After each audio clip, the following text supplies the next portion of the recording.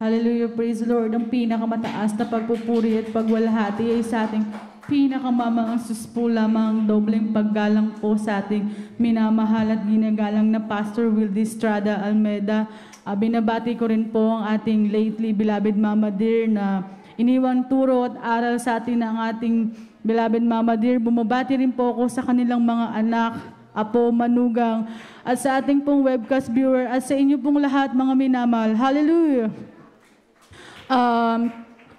Kahapon po mga minamahal, kaarawan po ng aking beloved mother. Siya po ay 60 years old na mga minamahal. Dati mga minamahal, sa tuwing nagbo-birthday siya mga minamahal, ako'y nasa Pilipinas na umaasa na minsan isang araw na ma-celebrate namin yung kanyang birthday mga minamahal.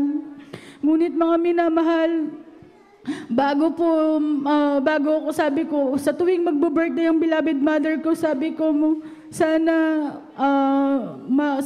isang araw ma-celebrate natin yan dahil nga minamahal, tumatanda na nga po siya mga minamahal. Sabi ko, sa mahal na Panginoon, every time na sumasapit ang Pasko mga minamahal, wala akong hinihiling na sana magkakasama kami dito mga minamahal. Ngunit mga minamahal na nung time na sabi ko na gusto ko makasama ko kayo dyan, sabi ko, para naman iba naman po yung maranasan na Pasko mga minamahal. Ngunit mga minamahal, hindi po ako binigo ng mahal na Panginoon na first time kong mag-Christmas dito with my family mga minamahal. Hallelujah. Bago ko marating to mga minamahal na itong sa kinalalagyan ko to mga minamahal, pinail po nila yung petition paper ko mga minamahal. Overage na ako mga minamahal, 21 years old na po ata ako noon mga minamahal. Ngunit sabi ng beloved mother ko, nagtatanong-tanong po siya mga minamahal na gusto daw nga po niya akong kunin mga minamahal. Nagtatanong po siya sa mga co-worker niya. Sabi ng mga co-worker niya mga minamahal, malabo mo nang makuha yung bunso mga minamahal. Ngunit ang beloved mother ko, hindi po siya nawalan ng pag-asa mga minamahal. Ang sabi niya, totoong pinaglilikuran namin. Sabi niya gano'n, hallelujah. Amen. Hallelujah. Hallelujah mga minamahal. Nung pong final yung petition ko, every time na mag-i-email yung embassy, mga minamahal, nawawalan po ako ng gana, mga minamahal. Dahil pag sa tuwing mag-i-email yan, another 2 months again, mga minamahal. Nung una, mga minamahal, hindi ko na nga po inaasahan yan na makakarating ako dito, mga minamahal. Dahil nga po, laging sinasabi ng beloved mother ko na, ano naman, kung makarating ka dito ng 30 anyos, sabi niya sa akin. Sabi ko ganun, paano ba kung makarating ako dyan ng 30, wala na, ilang years na lang bago ako makapagtrabaho. Sabi ko, minamahal, sa pakikinig ko po ng mga patutuo sa dako ng Pilipinas, mga minamahal, ang pagbibigay ay susi ng pagpapala, mga minamahal. Hallelujah. Nung ako po ay nag-work bilang cashier sa Jollibee, mga minamahal, meron akong konting ipon, mga minamahal. Magkukrusada sa dako ng Pilipinas, mga minamahal. Ngunit nakaugalian po ng beloved mother ko na magpipledge siya, mga minamahal. Ngunit pinaisip ng mahal na Panginoon daw po sa kanya na ako nga daw po, mga minamahal, dahil may konting ipon ako doon, mga minamahal. Ang sabi ng beloved mother ko, sabi niya, yung konting ipon mo, sabi niya, i-pledge mo sa mahal na Panginoon. Malay mo, yun na yung susi na makarating ka dito, sabi niya. Ngunit hindi ako nagdalawang isip, withdraw ko yun sa beloved father ko. Ang sabi niya sa akin, sigurado ka, sabi ng beloved father ko. Sabi ko, oo pa, sabi ko. Hindi pa, wala pa naman akong nababalitaan na pinagkulang ng mahal na Panginoon. Hallelujah.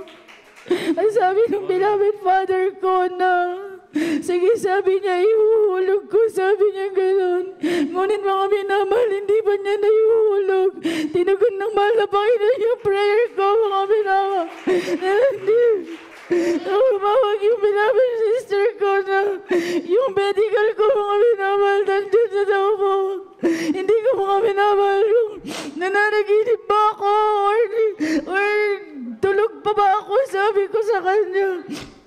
Ngunit sabi niya sa akin, mga minamahal, yung interview ko nga daw, mga minamahal, na nandun na hindi ko alam kung tatalon ako sa saya, mga minamahal, dahil yung prayer ko almost 3 years, mga minamahal, tinagod ng mahal na Panginoon.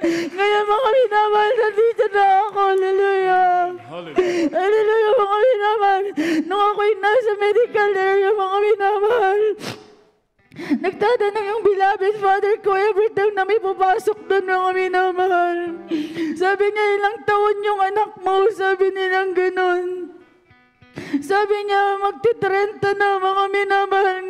Pinetition daw po ng beloved mother nila, 18 years old, mga minamahal. Ngunit sila, pag namahal na Panginoon, mga laman, dito po ako nag-celebrate ang aking 26th birthday, mga minamahal. Ang sabi, mga minamahal, 10 to 15 years bago ako makapunta dito.